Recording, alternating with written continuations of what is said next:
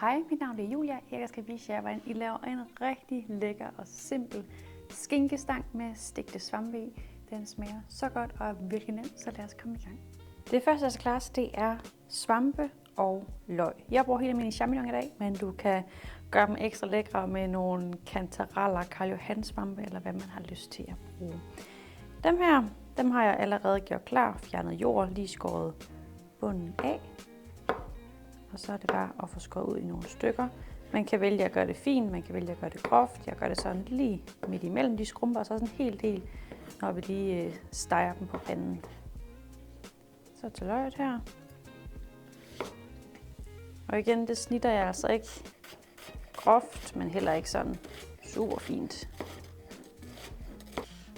Og så er der så bare at rykke over til panden, så vi kan få stegt de her svampe og løg. Jeg har gjort en pande klar her med lidt olie. Jeg bruger smagsneutral olie, du kan da også sagtens bruge olivenolie. Så gør jeg også noget salt og noget peber klar.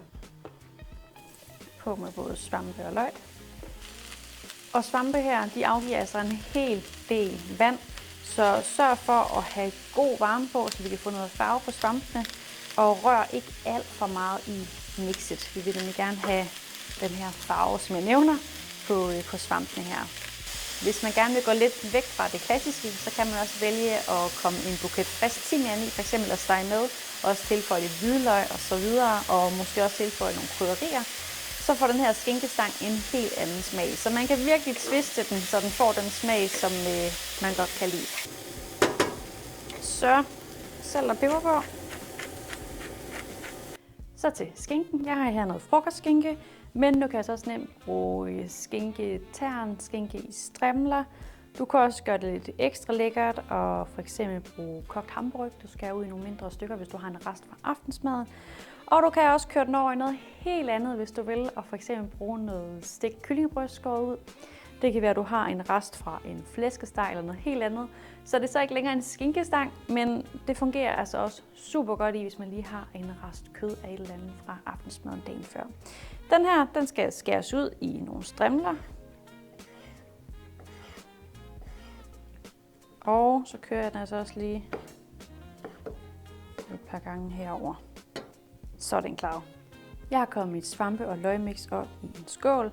Jeg kommer altså godt med salt og peber på, da den skal bryde sammen med den her flødeost. Vi har også den meget neutrale butterdej. Så det er altså vigtigt lige at få smagt godt til. Man kan selvfølgelig også smage hele det her mix til, når det er rørt sammen. Men ned i her, der får jeg tilføjet alt min skinke. Og så bruger jeg pikantost, men du kan altså også bruge helt almindelig neutral flødeost, og så for eksempel komme friske urter i. Du kan også komme lidt hakket peberfrugt i. Og urter, der vil jeg nok bruge noget purløg og noget frisk persille. Og så kan man altså også godt smage til med lidt rå hvidløg, så ikke stege med, men så kom det i til sidst for at få den her lidt kraftigere hvidløgssmag. Så der er altså rigtig mange muligheder, hvordan man kan lave sådan en butterdejsstang her. Så er der så bare at få rørt det rigtig godt sammen. Og så er fyldet her klar. Nu skal der flettes, og jeg filmer opfra, så det lige er til at se, hvordan der skal skæres i den her butterdej. Så starter ud med at lave et snit her, og så et snit her. Og det er cirka, det ligesom danner tykkelsen på skinkestangen. Og så nogenlunde samme sted på den anden side.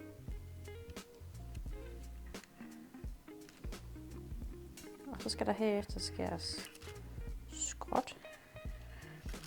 Det er det, vi så fletter med, eller giver udseendet af, at der er blevet flettet. Og hvis man gerne vil have en masse små, så skærer man bare flere små tynde strimler. Der synes jeg har bedst styr på det, hvis jeg bare bruger 2 skeer. Og husk kun at tage derud til, hvor man har lavet det her snit. Så gør jeg altid det, at jeg lægger den her indover, og den her indover. Og så har jeg det her ekstra stykke i hver side, og der kan jeg så godt lide at rykke af. Men så ligesom lave sådan en ekstra barriere herude i kanten. Og så også bare få brugt alt butterdejen.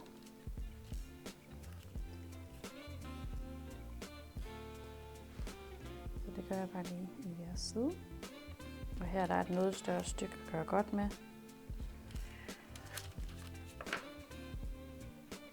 Og så er det altså bare at lægge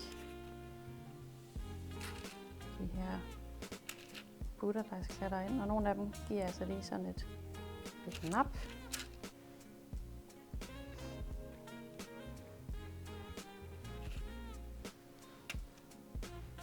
Nu når jeg har skåret den skråt på den måde, så burde jeg faktisk have flettet op den her vej i stedet for den her vej. Men altså, det ser bare lidt hjemmelavet ud, og den smager godt uanset på.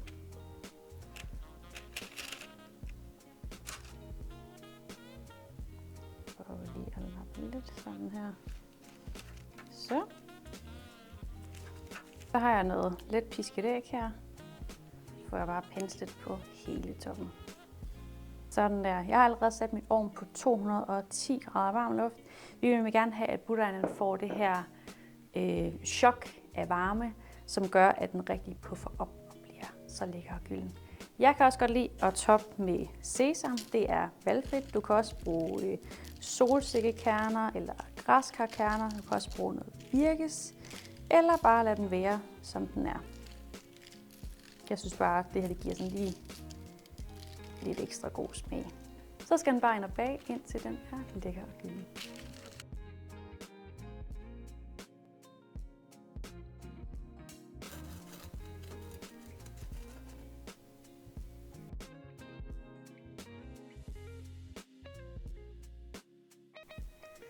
Jeg har allerede smagt en bid. Jeg kunne slet ikke vente. Men prøv lige at se, hvor gylden ligger, og sprød den bare hele vejen rundt. Og så smager den altså bare fantastisk. Jeg håber, at I prøver opskriften her, og ses vi igen næste gang.